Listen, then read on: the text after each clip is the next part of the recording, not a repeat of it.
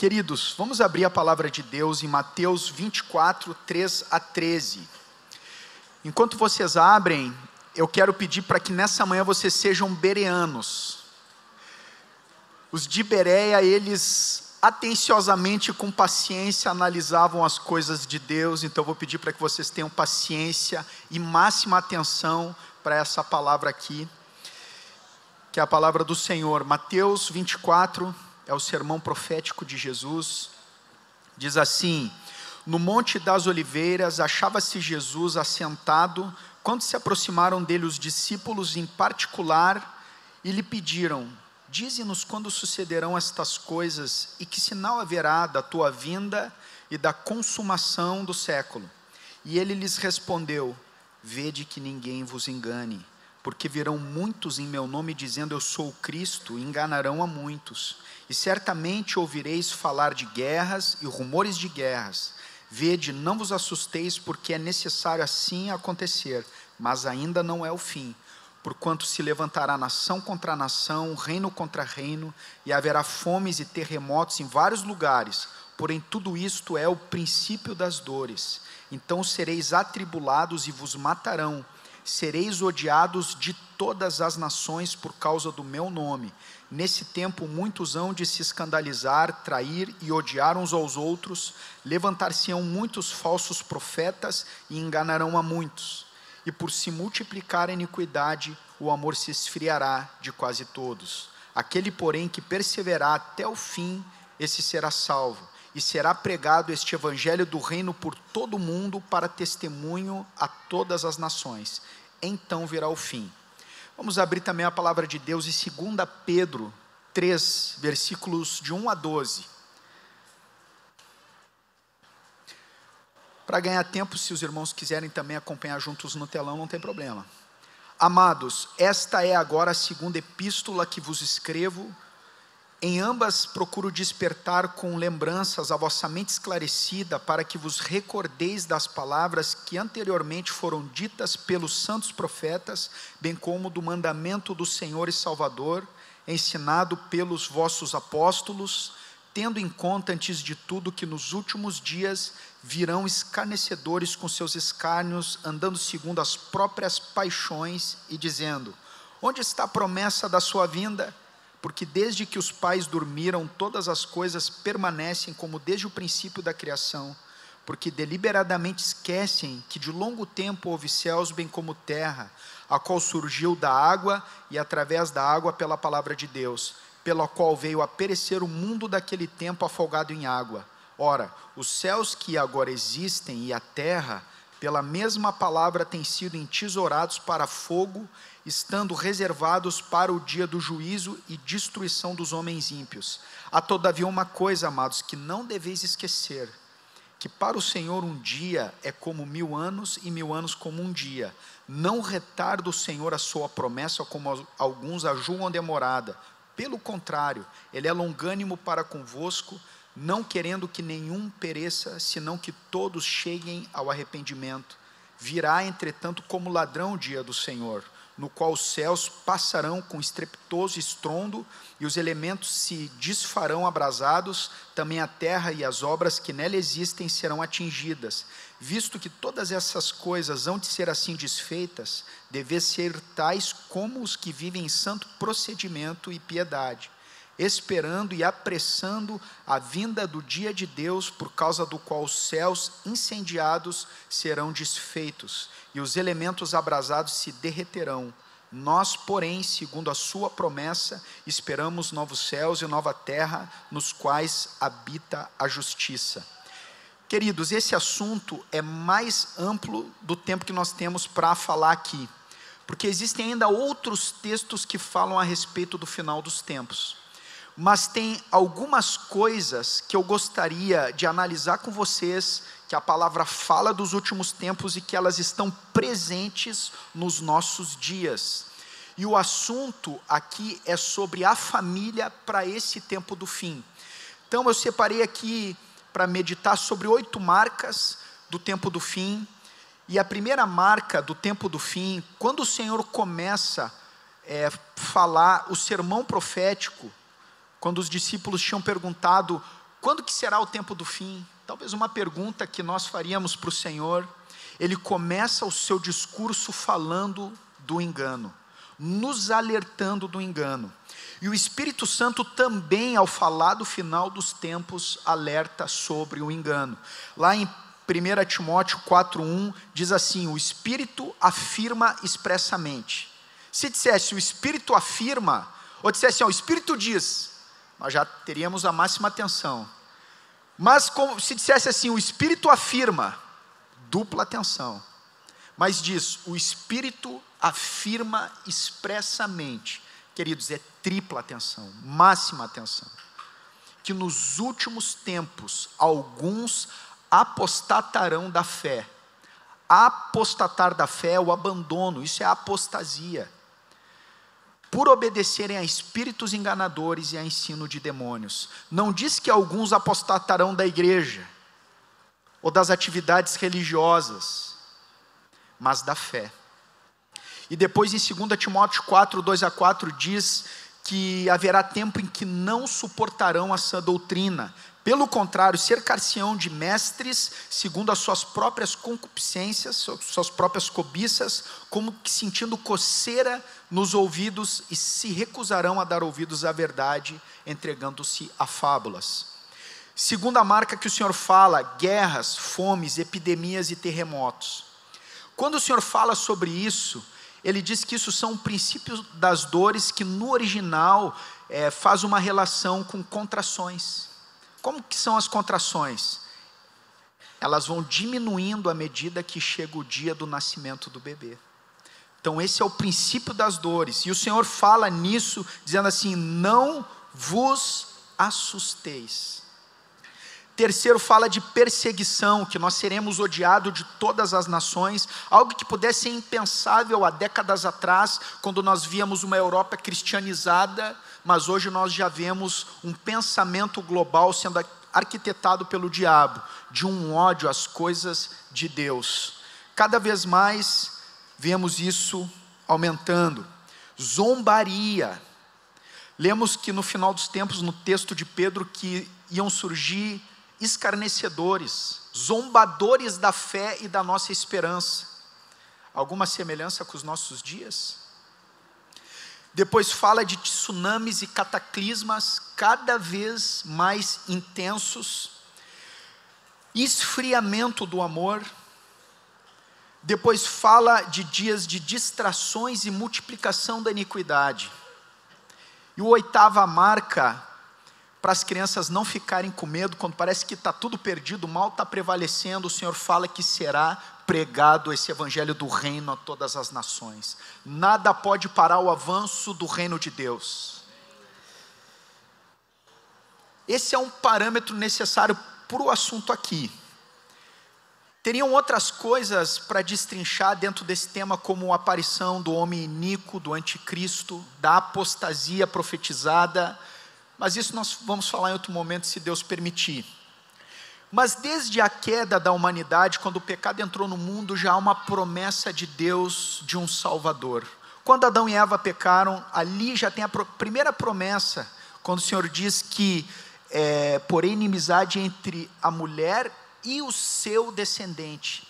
Este te pisará a cabeça e tu lhe ferirás o calcanhar. Depois tem um sacrifício, figura... o Senhor cobre de pele Adão e Eva, figura do sacrifício que haveria de nos cobrir. Depois eles têm filhos, que em Gênesis 5 fala que é segundo a sua imagem e semelhança, não mais a imagem e semelhança de Deus, porque se perdeu pelo pecado. E aí o que acontece? Um filho mata o outro. Caim matou Abel, e Deus havia alertado Caim sobre a tentação que ele estava tendo de matar seu irmão. Diz lá em Gênesis 4:7, eis que o pecado jaz à porta, e o seu desejo será contra ti, mas a ti cumpre dominá-lo. E aquele homem não dominou o pecado, mas se deixou dominar pelo pecado, e ele foge de Deus. E é interessante que ele recebe, primeiro, que ele foge de Deus e ele constrói uma cidade. Queridos, a cidade foi construída por um homem fugindo de Deus e dominado pelo pecado. Depois nós podemos ver o desenvolvimento dessa cidade, que está lá em Gênesis 4:21, diz: o nome de seu irmão era Jubal, este foi o pai de todos os que tocam harpa e flauta. Zilá, por sua vez, deu à luz a Tubal-Caim, artífice de todo instrumento cortante, bronze e ferro. A irmã de Tubal-Caim foi Naamá, e ali nós vemos já a cultura nascendo, as artes, né? Instrumentos de harpa, flauta, e depois nós vemos também que já o desenvolvimento da tecnologia, desde lá. E Caim recebe uma marca de proteção na misericórdia de Deus, de que quem matasse Caim seria 7 vezes vingado. Aí um descendente de Caim diz assim: vai ser vingado Caim 7 vezes, eu 70 vezes 7. Quando Pedro sugere para Jesus um perdão de até 7 vezes, o Senhor fala o quê? Não, mas 70 vezes 7. Era uma expressão conhecida deles. Jesus estava trazendo algo precioso do coração de Deus, que a misericórdia triunfa sobre o juízo. Enquanto os homens foram se desenvolvendo nas cidades, na frustrada tentativa de uma adaptação de uma vida sem Deus, já que nós estamos sem Deus, vamos aqui nos desenvolver sem Deus. De um outro lado, nós vemos um Deus que não desistiu da sua família. Aqui eu abro um parênteses: nunca desista da sua família, amém? Deus não desistiu da sua família. Qual era o propósito eterno de Deus? Uma família de muitos filhos semelhantes a Jesus, para a sua glória. E nós vemos no desenrolar da história que Deus tinha família no coração. Quando nós vemos a genealogia de Jesus em Lucas, nós vemos que ali vai até Adão, que diz que Adão era filho de Deus. Na promessa feita a Abraão, o Senhor diz: em ti serão benditas todas as famílias da terra. Por que não diz todos os indivíduos, mas todas as famílias? Porque a família é uma instituição divina, foi Deus que estabeleceu. Depois o texto muito conhecido nosso, de Romanos 8:29, vamos dizer juntos: porquanto aos que de antemão conheceu, também os predestinou para serem conformes à imagem do seu Filho, a fim de que ele seja o primogênito dentre muitos irmãos. Queridos, uma das razões da multiplicação da iniquidade e a precocidade com que essa geração se lança no pecado, parte disso tem a ver com a destruição da família. Eu vou muito em escolas, agora até não tenho ido tanto, mas fiz parte de um projeto de evangelismo nas escolas. Queridos, é aterrorizante o cenário que está lá. Há décadas atrás, na minha geração eu nunca vi automutilação. Eu nunca vi se achar normal suicídio dentro da escola. Não é verdade? Os mais antigos vão dizer isso e muitas outras coisas. Num dos evangelismos nas escolas, eu lembro de uma adolescente que veio para mim e mostrou as marcas dos cortes que ela fazia. E ela dizia assim: tio, todos os dias eu sorrio por fora, mas na verdade eu choro por dentro. Mas essas palavras que vocês estão dizendo tocou meu coração, e é isso que eu quero. Mas nós vamos ver um padrão comum desses adolescentes, e mesmo aqueles que estão lá na fase, no trabalho que temos lá de evangelismo, onde eles estão cumprindo medidas socioeducativas, nós vemos um padrão: a destruição da família. E como essa palavra tem a ver sobre a família no tempo do fim, eu queria meditar sobre 2 famílias aqui. Vocês já ouviram falar da profecia de Lameque?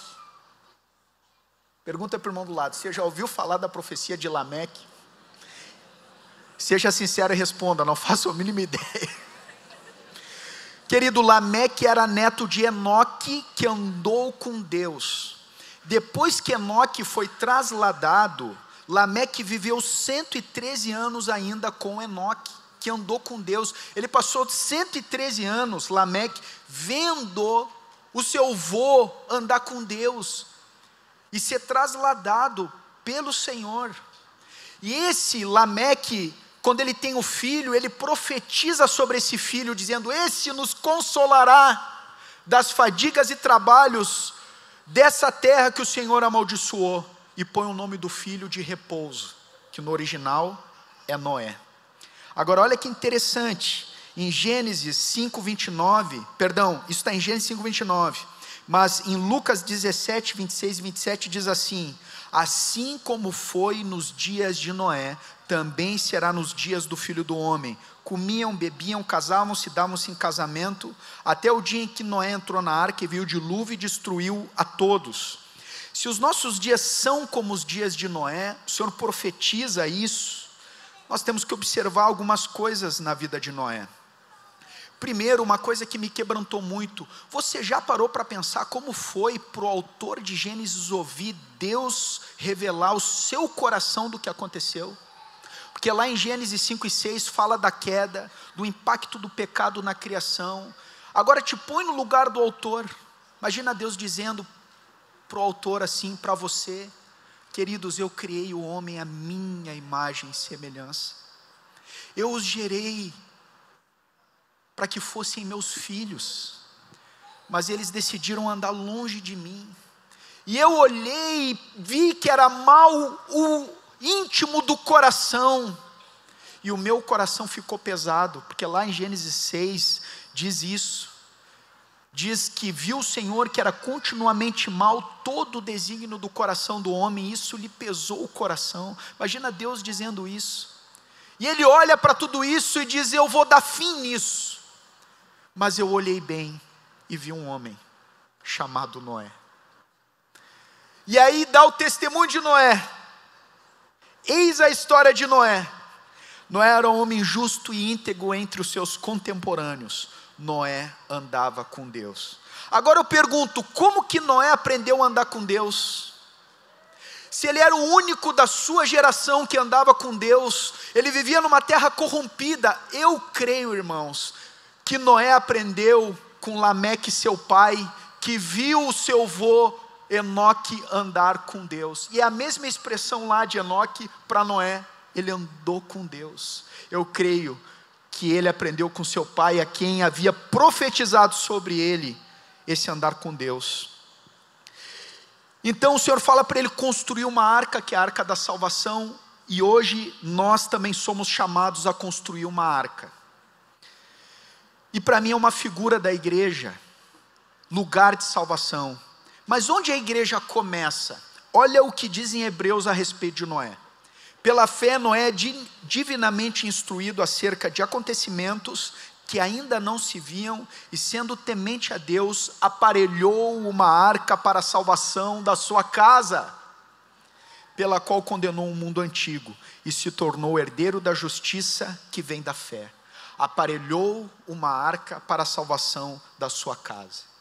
Eu creio, irmãos, que a igreja começa na casa, com a família.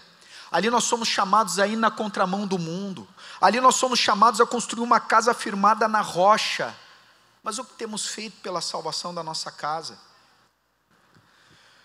E nós temos também a missão de levar a nossa família a andar com Deus no meio de uma geração corrompida. Imagina quanta zombaria Noé não teve por estar construindo uma arca, por ser diferente dos outros, ao preferir andar com Deus. Ou quanta zombaria os seus filhos não enfrentaram pelo projeto maluco do pai.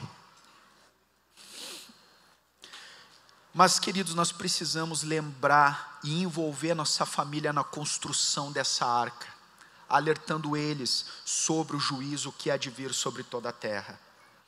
A palavra também dá testemunho em 2 Pedro 2,5 que Noé era pregador da justiça. Eu penso que Noé deve ter alertado a sua geração sobre o que haveria de vir, e eles não quiseram dar ouvidos. Mas nós também somos chamados ao mesmo tempo para edificar nossa família, buscar e salvar o perdido. Mas há um elemento importante na história de Noé. Em Noé, primeiro que Noé ele se torna o segundo pai do qual toda a humanidade descende. Mas aqui é onde aparece a primeira vez a palavra aliança. Grava isso, aliança. Através de um homem que decidiu andar com Deus, Deus abençoou a família de Noé. E o Senhor coloca um arco no céu, testemunho para todas as gerações, da sua aliança, para ele se lembrar dessa aliança. Mas agora eu quero ler com vocês também o que o Senhor diz na continuidade de Lucas 17, 28 a 30. O mesmo aconteceu nos dias de Ló. Comiam, bebiam, compravam, vendiam, plantavam, edificavam. Mas no dia em que Ló saiu de Sodoma, choveu do céu fogo e enxofre e destruiu a todos. Assim será no dia em que o Filho do Homem se manifestar. O final dos tempos será também como nos dias de Ló. E qual a diferença de Noé e Ló?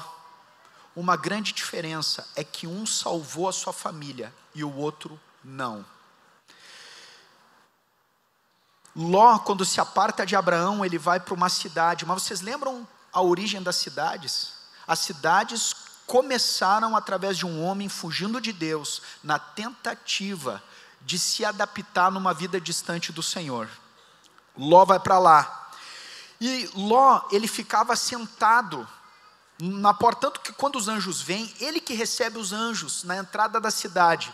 Queridos, o ficar assentado na porta da cidade era um ato de se envolver na política do povo, no julgamento das causas. Lembram lá de Boaz? Quando ele quer resolver o caso da herança de Ruth, o que ele faz? Ele vai para a entrada da cidade para que julguem a causa. E olha que interessante, isso está lá em Ruth 4:1, mas olha Gênesis 19:9, quando Ló tenta defender os anjos, olha o que aqueles homens de Sodoma dizem para Ló: só ele é estrangeiro, veio morar entre nós e pretende ser juiz em tudo. Olha isso. E quando os anjos apertam com Ló, lá em Gênesis 19, 19 e 20, olha o que diz a palavra. Olha o que Ló pede para os anjos: eis que o teu servo achou mercê diante de ti, e engrandeceste a tua misericórdia que me mostraste, salvando minha vida. Não posso escapar no monte, que era a recomendação, pois receio que o mal me apanhe e eu morra. Eis aí uma cidade perto para a qual eu possa fugir, e é pequena, permite que eu fuja para lá, porventura não é pequena, e nela viverá a minha alma. Ele roga para ir para uma cidade. Ele já estava com o coração muito envolvido nisso, e não se deu conta que a sua família também se perdeu no seu coração. Porque quando a mulher de Ló, eles estão fugindo e vem juízo sobre Sodoma, o que a mulher de Ló faz?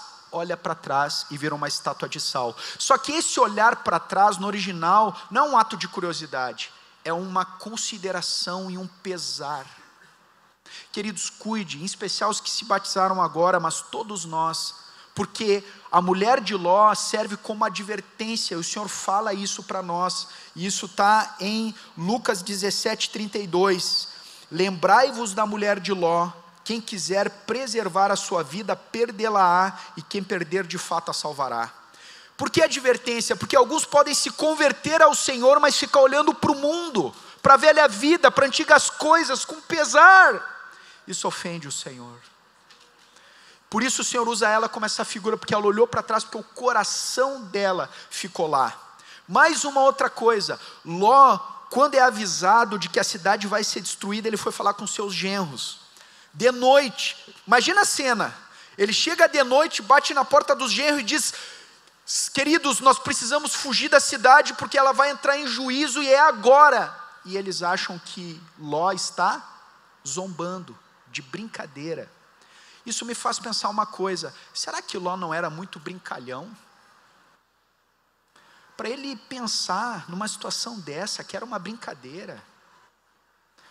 Queridos, cuidem na casa, para que os nossos filhos percebam na nossa vida que nós levamos a sério as coisas de Deus. Nós não podemos brincar com as coisas sagradas. Eles precisam olhar para a nossa vida e ver que nós levamos o reino de Deus a sério. Isso é temor de Deus, é respeito com as coisas de Deus. Como eles enxergam isso em nós?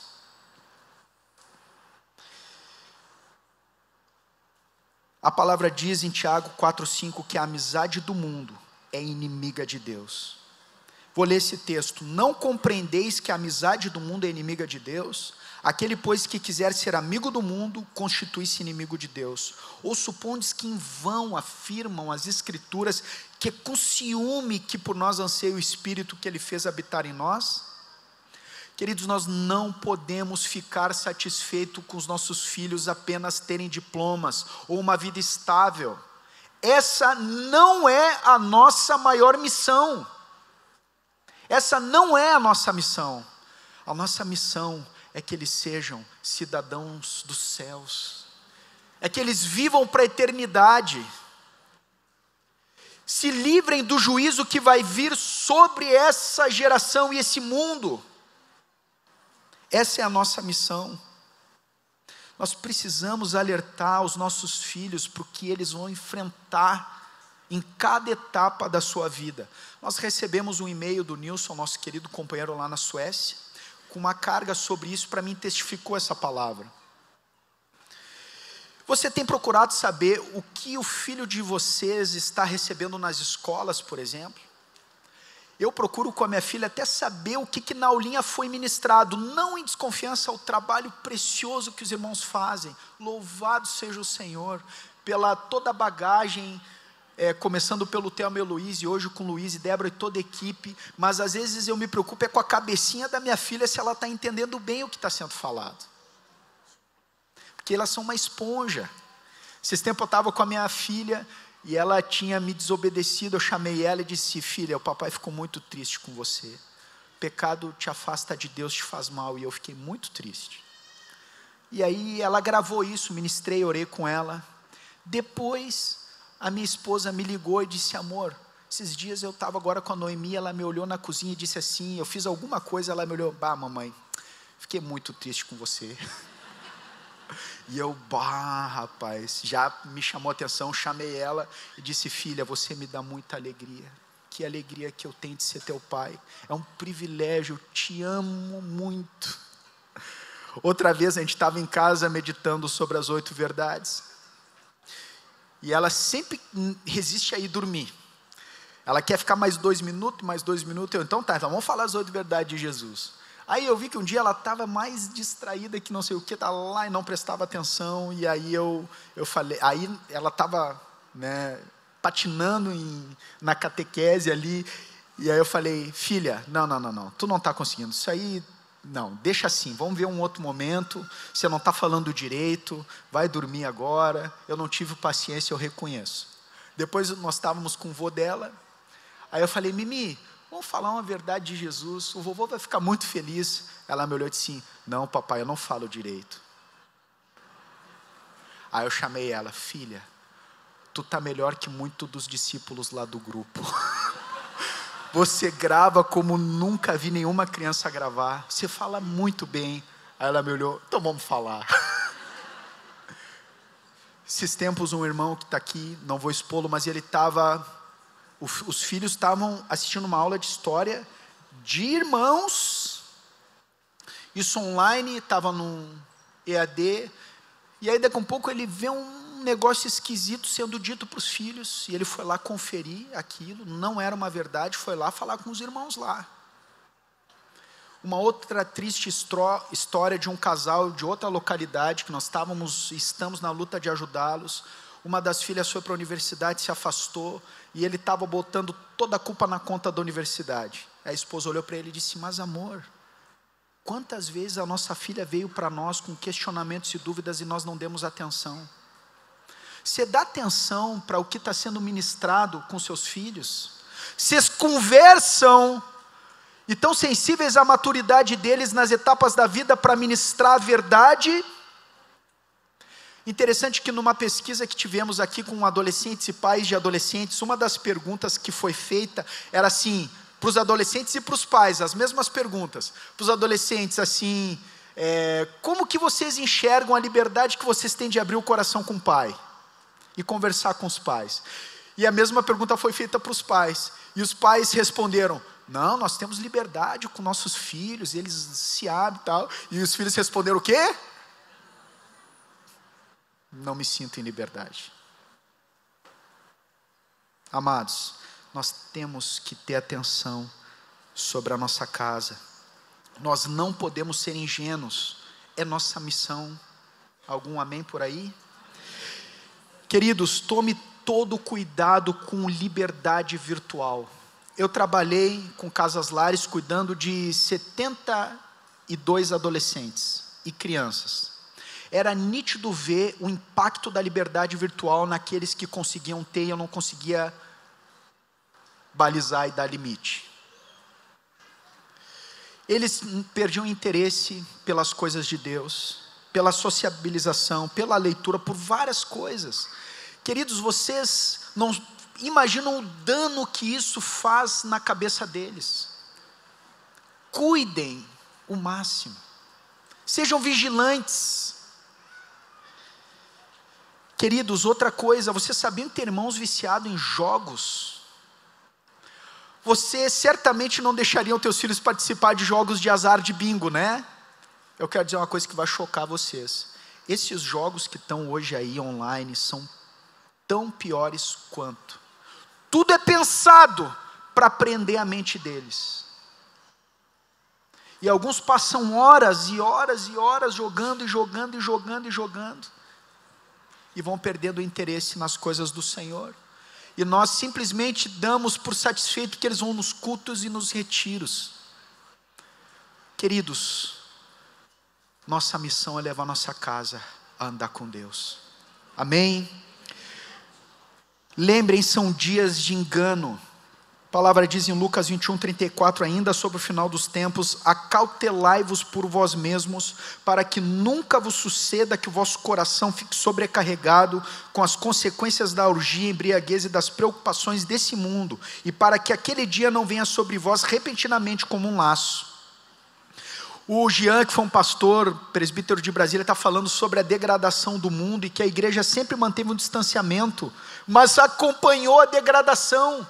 Ele conta de um protesto que teve nos tempos lá do início cinematográfico em Hollywood, daquela geração, um protesto secular por causa de uma cena de um filme que sugeria um adultério. Nem tinha nada, não aparecia nada. Aparecia um homem e uma mulher numa cena em camas separadas. Houve um protesto no mundo secular. Hoje, muitas vezes, nós colocamos diante dos nossos olhos o que era escândalo para o mundo há gerações atrás. Obviamente a solução não é nós nos retirarmos para um mosteiro. O Senhor fala: não peço que os tire do mundo, e sim que os guarde do mal. E quando fala de Noé e Ló, há uma percepção de que aquela geração estava indiferente à depravação em que viviam, como se aqueles pecados cometidos nunca fossem ser punidos e Deus não estivesse vendo. Mas a palavra diz: continue o santo a se santificar. Amém? Mas, queridos, eu quero chamar a atenção para uma outra atitude nos dias de Ló que nós não nos damos conta. Dias de Ló são os dias de Abraão, que era seu tio. E qual era a missão e o motivo pelo qual Deus chamou Abraão? Olha comigo em Gênesis 18:19. Falei para vocês serem bereanos hoje. Diz assim: porque eu o escolhi para que ordene a seus filhos e a sua casa depois dele, a fim de que guardem o caminho do Senhor, pratiquem a justiça e o juízo, para que o Senhor faça vir sobre Abraão o que tem falado a seu respeito. Ele foi escolhido para que ele ordenasse a sua casa, para que a sua posteridade guardasse o caminho do Senhor. Essa era a grande missão de Abraão. E Abraão teve o privilégio de se identificar com Deus quando oferece Isaque em sacrifício. Aquilo que Deus ia fazer pela nossa redenção.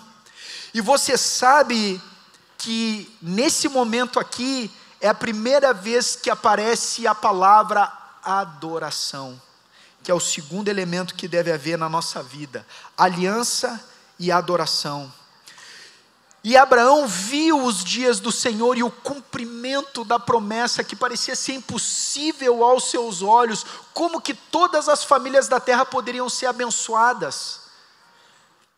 A palavra diz que Abraão saiu da sua terra e da sua parentela sem saber para onde ia. Mas lá em João 8:56, Jesus diz assim: Abraão viu os meus dias e se alegrou. Abraão não sabia para onde ia, mas Abraão sabia a quem seguia. ele viu Jesus e o cumprimento da promessa em Cristo Jesus. E aqui eu entro, queridos, numa coisa: o que é adoração? Eu creio que nós adoramos a Deus quando a nossa vida cumpre com o propósito de Deus. E Deus busca adoradores que o adorem em espírito e em verdade. E eu creio, irmãos, que nós só podemos adorar o Senhor em espírito pelo Espírito Santo. Em Efésios 5, fala sobre nós nos enchermos do Espírito Santo, nos enchermos da presença do Senhor.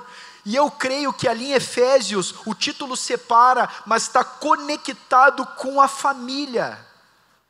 Falando entre vós com salmos, hinos, cânticos espirituais, fala para nos enchermos do Espírito, aí entra na família. Maridos, esposas, filhos, servos, queridos, a casa é um lugar para sermos cheios do Espírito Santo. Nós temos que resistir a uma cultura de achar que o lugar para se encher do Espírito Santo é o templo, é o lugar, que a reunião, para ela acontecer, a reunião da igreja, ela é gloriosa quando tem um pregador especial, uma banda especial. A reunião é gloriosa por causa do Senhor da glória, que se faz presente quando há 2 ou 3 reunidos em seu nome. Por isso, querido, se você serve a Deus com a sua casa, a presença de Deus está lá. Nós não sabemos até quando vamos poder ter grandes reuniões, mas se não pudermos, vier outra pandemia ou qualquer outra coisa acontecer, saibam de uma coisa, meus amados: a igreja do Senhor não fecha, as portas do inferno não prevalecerão contra ela. Por isso eu queria que vocês prestassem atenção sobre aliança e adoração. E eu estou indo para o fim aqui, mas diz assim, sobre aliança, queridos. Aliança nos lembra que nós pertencemos somente ao Senhor Jesus. Eu sou do meu amado, e o meu amado é meu. É esse o compromisso que temos com o Senhor. Sabe quando o Senhor bota o arco no céu, é como a nossa aliança no dedo. Esse, na verdade, não é aliança, ela simboliza a aliança. E no trono de Deus há um arco-íris também, que me faz lembrar do trono de graça dito em Hebreus, que fala da misericórdia do Senhor por nós. Há um trono, mas há um trono de graça. Tem um arco-íris nesse trono. O Senhor é a parte forte dessa aliança, meus amados. E eu quero ler um último texto com vocês, que está em Hebreus 6, 13 e 19, que diz assim: pois quando Deus fez a promessa a Abraão, visto que não tinha ninguém superior por quem jurar, jurou por si mesmo, dizendo: certamente te abençoarei e te multiplicarei. E assim, depois de esperar com paciência, obteve Abraão a promessa. Pois os homens juram pelo que lhes é superior, e o juramento servindo de garantia para eles é o fim de toda contenda. Por isso Deus, quando quis mostrar mais firmemente aos herdeiros da promessa a imutabilidade do seu propósito, se interpôs com juramento, para que mediante 2 coisas imutáveis, nas quais é impossível que Deus minta, forte alento tenhamos nós, os que já corremos para o refúgio, a fim de lançarmos mão da esperança proposta, a qual temos por âncora da nossa alma, segura e firme, e que penetra além do véu. E eu queria encerrar com uma pequena poesia que o Senhor me deu sobre esse assunto. Que o Senhor Jesus seja o nosso prazer, o lazer, o descanso, a nossa alegria, o centro em tudo em nossa família. Que o andar com Deus não seja um peso de uma tarefa para ser executada, mas o prazer de desfrutar da companhia de quem achou o grande amor da sua vida. Temos um Deus que é o nosso Pai, que cumpre as suas promessas, que guarda a sua palavra e que prometeu que em breve Ele vem. Que por sua graça há de nos conduzir a salvo para o seu reino celestial. A Ele a glória para sempre. Amém.